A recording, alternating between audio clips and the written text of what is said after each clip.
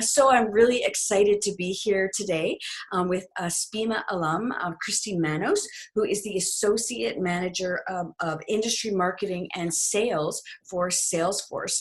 And I was really excited when I reached out to Christy because since I had spoken to her last, she has had a promotion.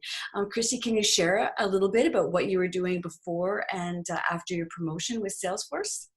Sure, yeah. So I started at Salesforce about 2.5 years ago now, and I was hired as the event marketing specialist at Salesforce. So I worked on the Canadian marketing team, but strictly around kind of event creation and execution.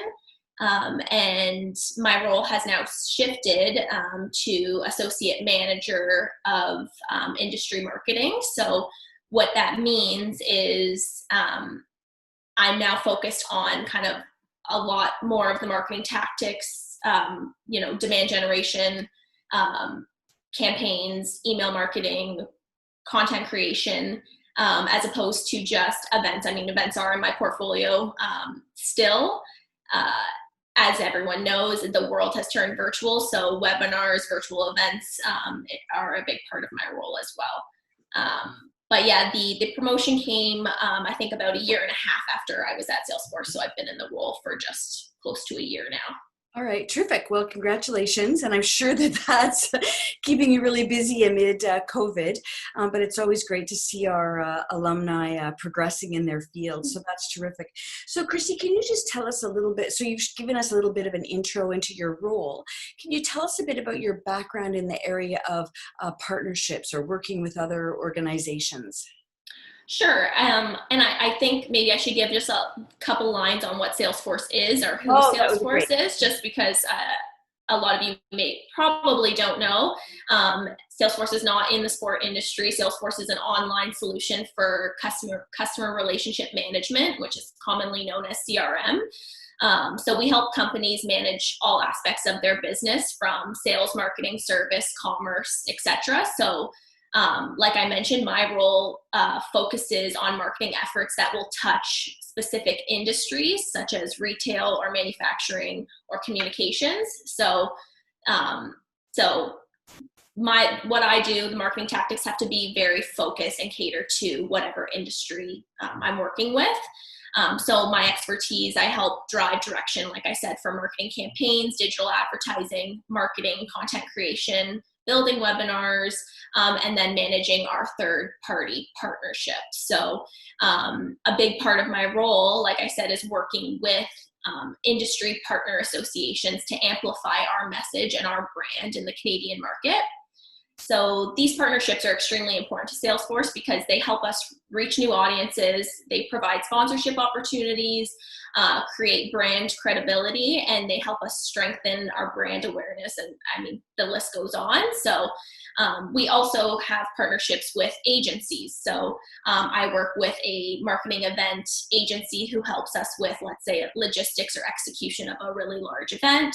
And I also work very closely with a creative agency to help drive creative direction and build digital assets for some of our marketing campaigns.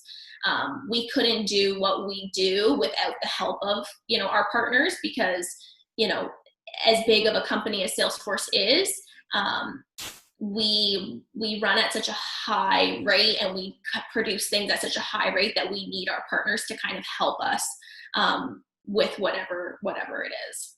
Okay, so you're heavily involved with the partners then. And are you involved in initiating those partnerships, or are those existing relationships, or is it a little bit of both? It's definitely a little bit of both.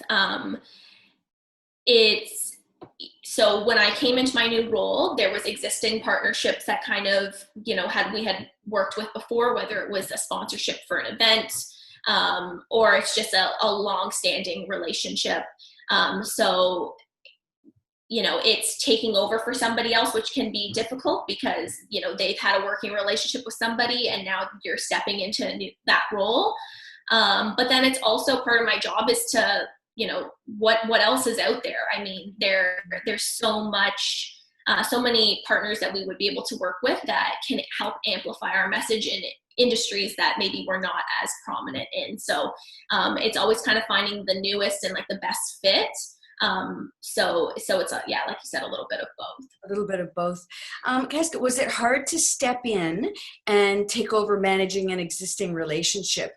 And what, what kind of strategies or whatever did you use to do that?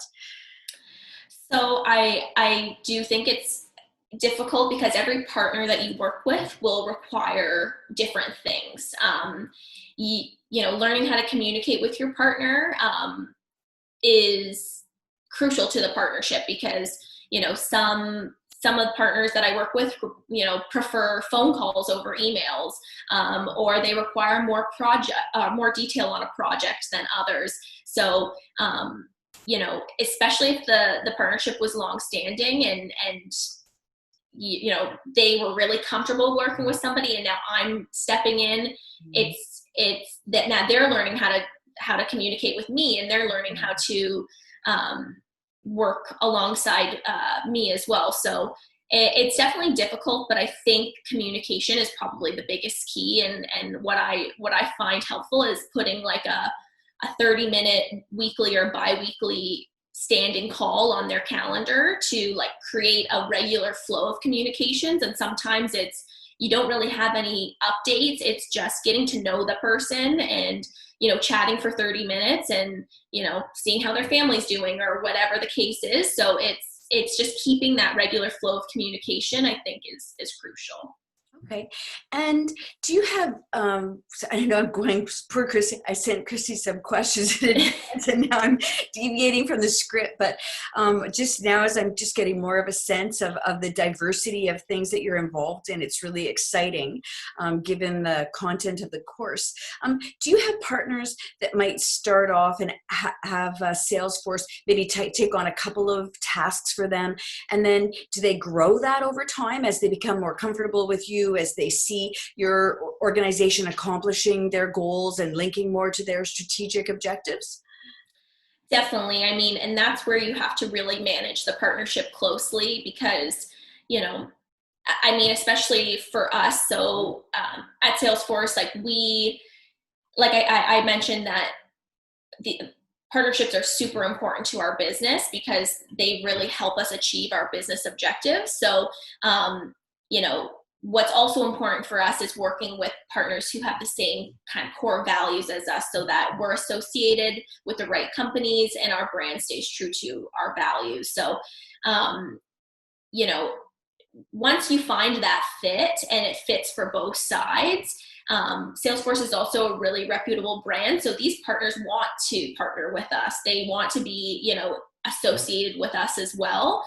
So sometimes when you initiate a partnership for just, let's say, one event, they will latch on and want to do more with you. And sometimes that works because, you found let's say the sponsorship very fruitful and it was great, but sometimes the partnership wasn't, or the event sponsorship or whatever it wasn't what you thought it was. And the audience that they have is not the audience that you want to tap into. So sometimes you have to step away, and that is difficult because, I think the biggest part of a partnership is you have to give it a chance. Sometimes one event or one project isn't enough to really be fruitful for both sides. So I think the key to that is just having a vision and your goal of the partnership at the forefront of all your conversations, and always remember, like, what is this goal and how are we going to achieve it? And if it's, if that's okay, we want to, have our brand, all, at this event because we want our brand to be associated with this particular event. Maybe one event's not enough. It takes people time to know what the brand is, especially Salesforce. It's an international company. Brand awareness is really big for us in Canada. We're trying to get our brand out there, and for people to understand what Salesforce is important. So I kind of veered off topic there, but I think Well, keeping your quite important in relation to, because we've been talking about, growing partnerships. And you're right, through personal relationships, a partnership can grow to potentially even a strategic alliance where you're tied into as you talked a lot about the values of both organizations, the long-term objectives of both organizations, and then leveraging that. And it sounds like that's very much at the forefront of your organization as it guides you and helps you navigate through the different partnerships that you have with the organizations. How many partnerships would you have at a given time? Is this? So I mean, for my role particularly, I think I can only speak to, let's say, my team in Canada. I mean, we have multiple partners that, fit into the different categories that, are required kind of thing. For instance, I might be working with, let's say, 3 or 4 partners at a time. But in the whole scope of things, we might be working with 20 partners at a time.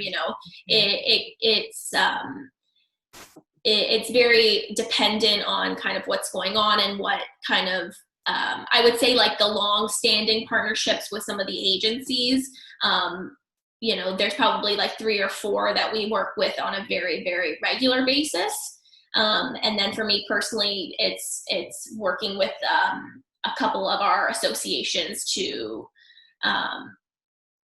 because the issue is they are very, working with partners is, can be a difficult, I would say, process. It's complex, it's time consuming. And so you really can't balance too many at the same time, because it would just take up all your time, unless that was my role, was just managing partnerships. Then you could do more. But because my role, that's just a little pocket of what I do, I can only, manage a couple at a time, because it is quite time consuming. Okay, and it sounds like that you're giving so much energy into those weekly regular calls and communication. And in the course, the theory, we also talked about the importance of having those like interpersonal relationships as well, and that can sort of be a bit of the glue sometimes. That if there's a bit of a hiccup, knowing that you can count on that you've got that relationship with someone that you're dealing with, helps to kind of manage whatever that difficulty would be. So here we've sort of talked about the importance of partnerships to Salesforce. Can you just maybe share with us a little bit about your insights of maybe a really well-managed partnership, and then we'll tie in maybe, so our students are graduating, right? So this is a 4th-year class, and I'm sure they're really excited to be bridging off from Brock and out into the industry. So maybe, some tactics that they can use when they graduate, because, I would say almost universally in sport, partnerships are a critical aspect of, well, I mean, all businesses, but I would say really sport, in particular, into the roles that they'll be moving into. So maybe a little bit about well-managed partnerships, tactics that you use that could be helpful to our students as they graduate and move into the industry. For sure. So I think I mentioned communication. I think that is close to the top. I mean, these are all important, but as you mentioned, those relationships, our relationship management and communication are super, super important. So figuring out, what works best for both the parties, whether it is that like weekly call, or if it's, a monthly call or whatever it is, or if it's now everything's virtual, maybe you do a 5 p.m. happy hour or something, just to, get to know the people that you'll be working with, because when you need them, they will, I think if you're have a better relationship, you are able to call on somebody, maybe after hours. And, if you're in a pinch for something, more likely to do something when they get to know you a little bit better. I also mentioned having a vision. So managing partnerships can be difficult, and it can get muddy, and there can be a lot of things going on. So just making sure that you maintain, the goals and your vision on both sides, so that you're both kind of happy with the partnership. I would say look into the companies that you want to partner with to make sure that they are a good fit, because a successful partnership will rely on this. I mean, for both parties, you don't want to waste anybody's time, and you want to make sure, as I said, it does take, these partnerships do take time, so you want to really invest your time in the right partnerships. Stick with the partnership, because it takes time to reap benefits of a partnership. Sometimes it can even take upwards to a few years for things to really, get going and have momentum. So I would say just give it some time. And lastly, be transparent. I think this is really, really important when it comes to, either pricing a contract with a partner, or if you are unhappy with a project. Just always maintain honesty and transparency and be upfront, because that's the only way that, things are going to get moving and things are going to go the way both parties want to. And it's all part of communication, because, if I'm saying I'm happy, but I'm really not happy, or if I'm not saying anything at all and I'm not happy, how are you going to know to do anything differently? So, I think that's kind of business 101 too, is just be transparent and honest. So yeah. Did you develop that skill over time? I'm always really, really hard to give that. It's easy to give positive feedback, right? Yeah, it's definitely comes with some practice. And I think as you get more comfortable working with partners, we will see the time into some of these things that if you aren't happy, it's a lot easier to just, explain why. And most of the times partners are receptive of that, because they want to do better. They want to maintain this partnership. So it definitely is easy to give good feedback. It's not easy to give negative feedback, but it will be positive in the end, hopefully. Okay, great. And so any final words for our students as they branch off into the industry? Yeah, I mean, good luck, and just take every opportunity you're given, and, always ask questions. And like I said, be transparent, be who you are, be authentic, and people will see that and want to work with you. Okay. Christy, for your time today, thank you. And Christy knows that I've taped this for the Strategic Alliances course. But I so much appreciate your time, especially hearing about all the Zoom bookings that you've had. So I know you've really fit me into all of your other partnerships that you're managed. But just so that everyone knows, Christy has come back for our alumni days. She's been, really one of our really terrific alumni that stayed in touch with us. And so when I reached out, I was really thrilled to hear that you've sort of keep Brock on your list of organizations that you're pleased to contribute to, because we so much appreciate your expertise and bringing that back to our students now is really invaluable to us as professors, and it's also fantastic to see our alumni doing so well. So thank you so much, and take care in COVID. And but again, congratulations on your new promotion and the work that you've done. And if there's ever anything we can do from a Brock perspective, then don't hesitate to ask. No problem. Thanks, Laura. Nice to see you. Thank you so much, Christy. Take care. Take care. Bye. Okay, bye.